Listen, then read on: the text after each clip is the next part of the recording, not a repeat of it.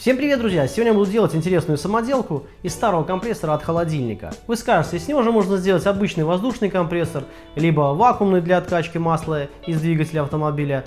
Кстати, да, такой ролик есть у меня на канале, и ссылочку на него я оставлю в описании. Ну а также с него еще можно сделать довольно-таки интересные и полезные самоделки. И одну из них сегодня я буду делать. Так что, друзья, если вам интересна данная тема, поехали! Достался мне как-то по случаю компрессор от нерабочего холодильника. Он звонился, но не запускался, и мы решили его разрезать. После того, как мы его вскрыли, мы обнаружили, что компрессор немного подклинил. Пару легких ударов молотком, и все заработало. Компрессор стал запускаться и работать. И тут мы задумались, а почему бы не сделать из него электролобзик. Он тоже выполняет возвратно-поступательное движение, и процесс начался. Для начала нужно просверлить поршень и нарезать в нем резьбу, но предварительно убираем все выступающие части на поршни при помощи напильника. Далее кирним поршень и начинаем потихоньку его сверлить.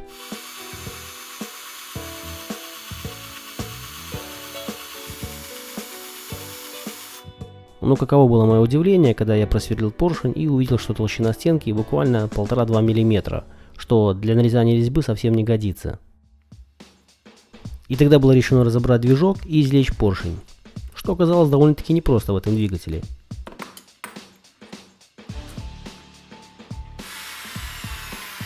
Пришлось просверлить корпус и сам балансир, и только после этого открылся палец. Теперь его можно было извлекать. Пара легких ударов молотком, и палец выскочил. Теперь можно доставать и поршень. Кстати, друзья, вот так выглядит поршень от данного компрессора. Теперь нужно эту заготовку и поршень соединить в одно целое, и делать я это буду при помощи сварки.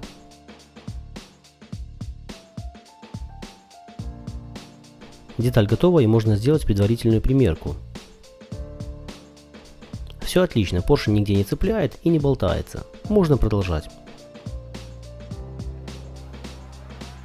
Станину я буду делать из 27-го швеллера, который остался у меня от предыдущих самоделок. Здесь осталось всего лишь обрезать лишний уголок, и станина готова.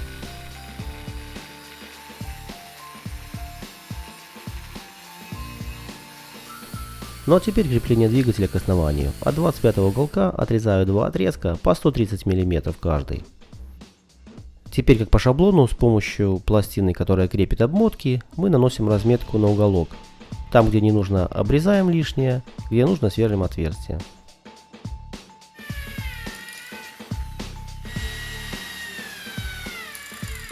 После того, как все отверстия просверлены, я решил в одной из заготовок нарезать резьбу М6 для удобства последующей сборки.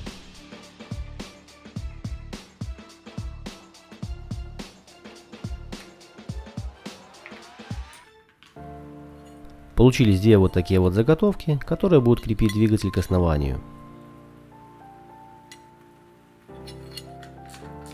Полученные заготовки прикручиваем к обмотке двигателя и начинаем окончательную сборку. Устанавливаем ротор с кривошипом и хорошенько все пережимаем. Теперь займемся установкой поршня. Здесь работа довольно-таки ювелирная. Нужно через поршень пальцем попасть прямо в шатун. Здесь главное не спешить.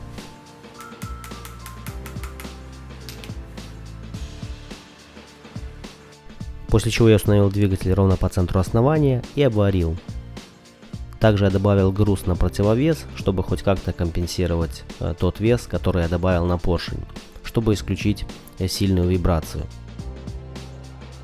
Из профиля 40×20 и 20×20 делаю верхний рычаг. Я думаю, его жесткости хватит вполне.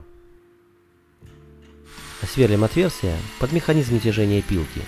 Оно будет сделано из двух гаек М8 и прутка такого же диаметра. Гайки при помощи болта притягиваем к профилю и обвариваем. Должно получиться как-то так. После этого займемся доработкой прутка. Его нужно зачистить, чтобы он при перемещении во втулках не заедал. В итоге получился вот такой вот механизм натяжения с пружиной. К концу штока я приварил пластину с резьбой. В нее будет вворачиваться болтик М6 с шайбой и фиксировать пилку.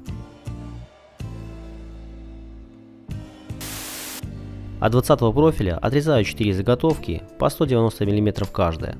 Они послужат основой для распиловочного стола. Станок почти готов, осталось только защитить электрическую часть. И сделаю это при помощи обычной пластиковой бутылки. И скажу я вам, получилось все довольно-таки неплохо. Пришло время сделать пробный запуск и показать вам, как он работает. Больше всего я переживал за то, что будет сильная вибрация. Но как оказалось, все довольно-таки терпимо. Самое основное, что станок по полу не ездит, и это уже хорошо. Устанавливаю на место стол, который был временно сделан из обычного куска ДСП. И начинаю испытание станка в реальных условиях. Я думаю, комментарии здесь будут излишни. Смотрите сами и оценивайте, на что способен этот малыш.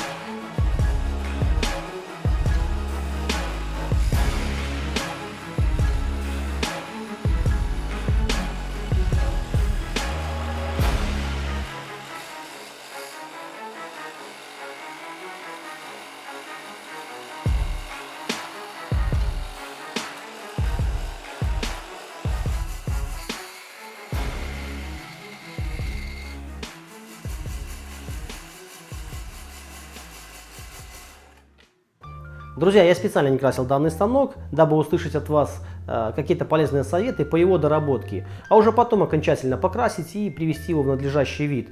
Так что, друзья, если вам понравился данный станок, то ставим лайки, также не забываем подписываться на канал и нажимать на колокольчик, чтобы не пропускать интересных и познавательных видеороликов. У меня на сегодня все. Всем удачи. Пока.